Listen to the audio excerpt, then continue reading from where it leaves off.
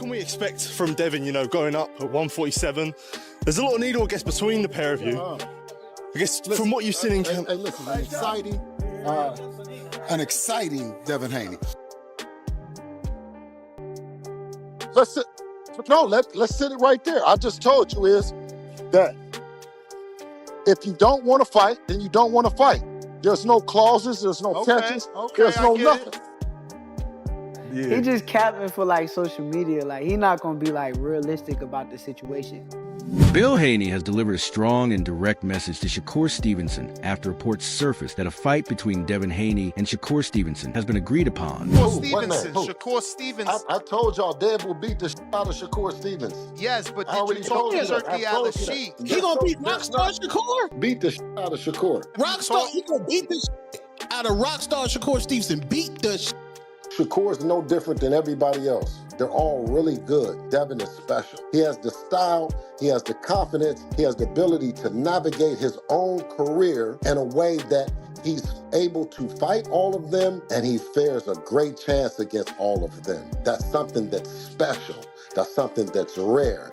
That's Devin. Speaking with confidence, Bill Haney made it clear that Shakur Stevenson would be stepping into the ring with a fighter who brings elite speed, sharp defense, and real championship experience. He emphasized that there will be no easy path, no special treatment, and no shortcuts, promising a tough and demanding fight that will test Shakur fully on fight night in front of a global audience. I want your thoughts on Shakur saying he not fighting Dev unless he got a rehydration clause. Shakur, man, honestly, you know what I mean? Because, you know, I can pop it on channels and like that and do that, you know what I mean? And we can have fun with it.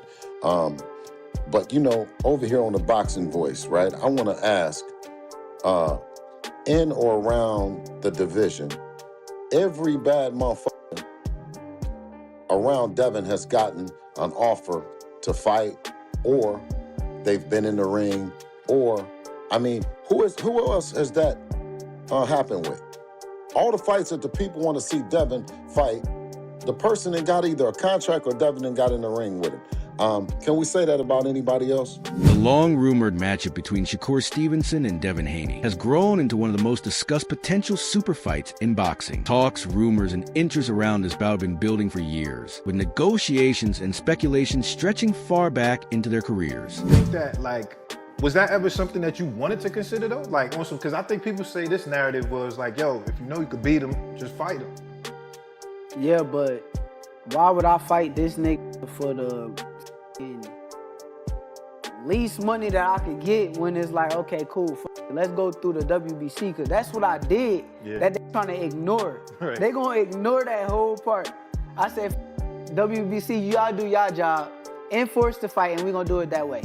They gave him the deadline to figure out was he gonna fight me or fight Regis. That man decided to move up. Yeah. But I really made the WBC do their job. That's what it really came down to. And whatever is that they was gonna offer, that's what it was gonna be at the end of the day. So if they would have came back and said 75-25, would you I would have had no choice.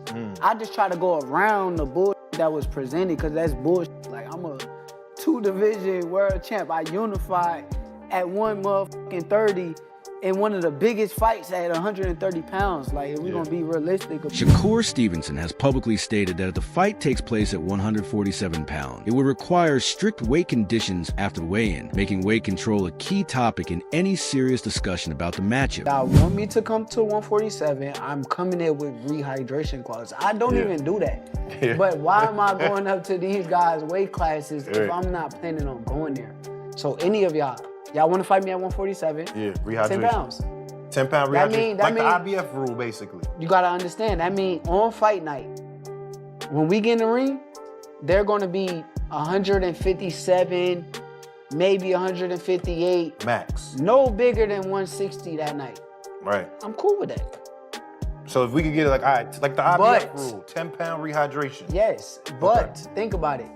If there's no rehydration clause, these guys gonna get it up to 170 pounds. Yeah, 175. I'm in the 140s on fight night. Yeah. So if I'm 140, they 170. Bro, I'm not. What am I in here wrestling around with these? Right. Bill Haney has been very clear about his position on rehydration clauses, stating firmly that he will not accept any limits of that kind in Devin Haney's fights. This stance could play a major role in negotiations if Shakur Stevenson insists on including a rehydration clause as part of any potential deal. So on the list, is that a fight you guys are seeking, or are you leaving it alone since he's saying that it would require Devin to get a rehydration clause? Is that something you're willing to get on a phone and discuss how many pounds exactly? Well, when you're speaking about Debo, you might hear a whole lot of that's inconsistent with things that you say about normal fighters. When you talk about a generational talent like Dev, you would expect those that are elite to look to have, to be on a level playing field. What you weigh is what you weigh, and how you get down the next day is, it's what it's all about, and that's what that is. Bill Haney has also made it clear that he has no interest in negotiating catchweight terms for a possible fight involving his son, Devin Haney. His position is consistent with his broader refusal to accept rehydration clauses or any weight-related restrictions that could reduce Devin's natural size and strength advantages. He's gonna do a catchweight, which is what he wants to put on, not a catchweight, but a rehydration, which is what he said it would require in order for him to fight Devin. No, what he said was that he doesn't do any negotiation. He has a management team that does it. And let's just stay and keep it right there. Everything that he's saying, he's not going to 100% stand on it, because he says he doesn't negotiate against himself and refers back to his team. So I can't take any of that serious. Especially, like I said, given an opportunity that you understand that he says that based on Conor Ben doing something that he felt might be unfair and putting it on Chris Eubank is what he's saying that he might do to him. Bruce Crington has shared his view on the matchup, saying he believes Shakur Stevenson would outbox Devin Haney by controlling distance, timing, and angles. Crington explained that Shakur's footwork, defensive ability, and high ring IQ could take away Haney's jab, limit exchanges, and turn the fight into a slow, technical battle similar to a chess match. Who would you favor at 147 between him and Devin? Shakur? That's a tough fight.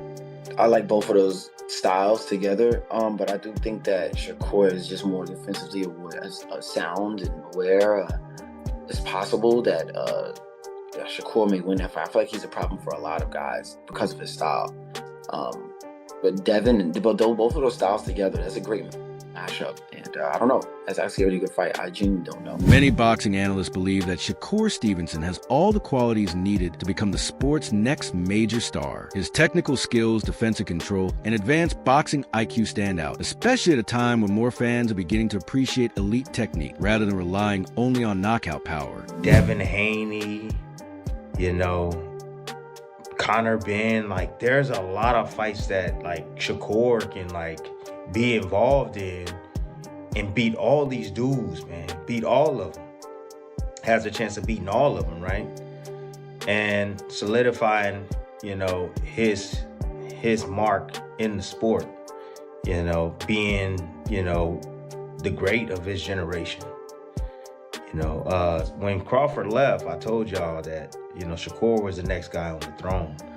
And I truly wholeheartedly still believe that. I know there's guys that has worked with Shakur in the past that swear up and down. Oh, I even forgot Murataya. Murataya's there too.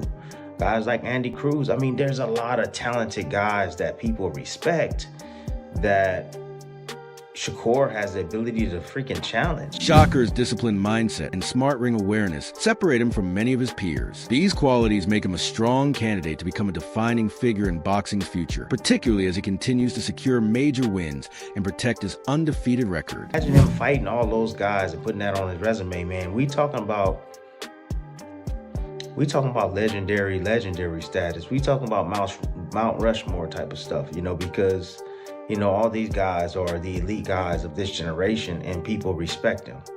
And if Shakur was to beat them, he's going to definitely make his mark heavy in the sport and become extremely popular, even more popular than what Terrence Crawford is right now, and I feel like Shakur can be that face of American boxing that, we've always had. We have Floyd Mayweather. I think he can be as popular as Floyd Mayweather, if not more popular than Floyd Mayweather, so I don't know, man. Guys, tell me what you think. Am I tripping?